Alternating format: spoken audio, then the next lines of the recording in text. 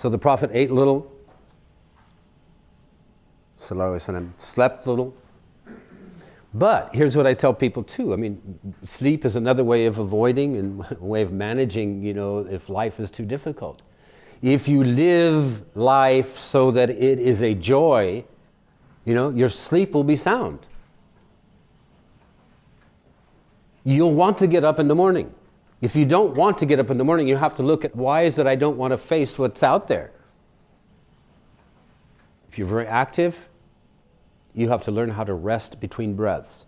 Yesterday I was saying that we have that when you take a breath in, everything charges up in the nervous system, and when you breathe out, everything discharges.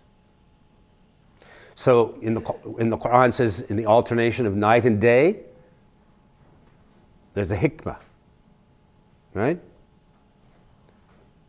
And that reality, the sun, here's the metaphor.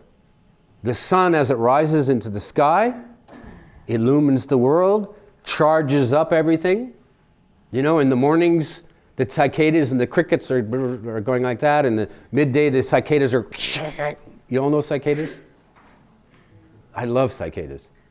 When it starts getting warm, they start clicking. And when it gets really hot, they're just raving, right? I love this sound of cicadas. One of the most beautiful, any case. So the sun comes up, the birds are out, the flowers open, all the activity in the world reaches a peak in the midday, and as the sun starts going down, it starts to gradually loosen, settle, discharge, and night comes. And the metaphor of that is every breath we take is like a sun rising into our being, our senses of coming awake, contraction of muscles, charge of nervous system, right? Flowers opening in the flow through our body, and when we exhale, it goes out.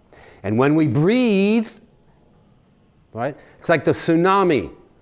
When it hit in South Asia, right, those waves reached here. Okay, right? Does anybody know that and experience that? Experience it and recognize it when it happened? We felt it emotionally. Some people not only felt it emotionally, but they could actually feel it physically and see it. See the kind of, smell it almost. It's one entity. It's a whole, like I say, our deen points to unity. Tawheed, wholeness of being. Health, oneness. Unity of community. Bani Adam, one family. Coming together, making whole. The earth is whole. Everything that happens, like the butterfly wing, the wave that follows from the flapping of the butterfly wing. But the tsunami, it was clear. I was in Southern California when it hit, and it was pretty obvious. And I don't care what the meteorologists say and what the physicists say. It was there. It hit. The wave continued.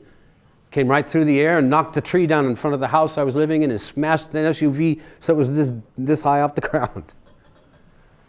So the same thing happens with our breath, or wants to happen with our breath. With every breath we take in, actually the wave, it fills, the diaphragm moves down, the lungs fill, it moves up into the shoulders, the head moves, wants to move, the entire body responds. There's a wave from the breath that wants to go through the upper body, out through the arms, and then finally down through the legs and discharge.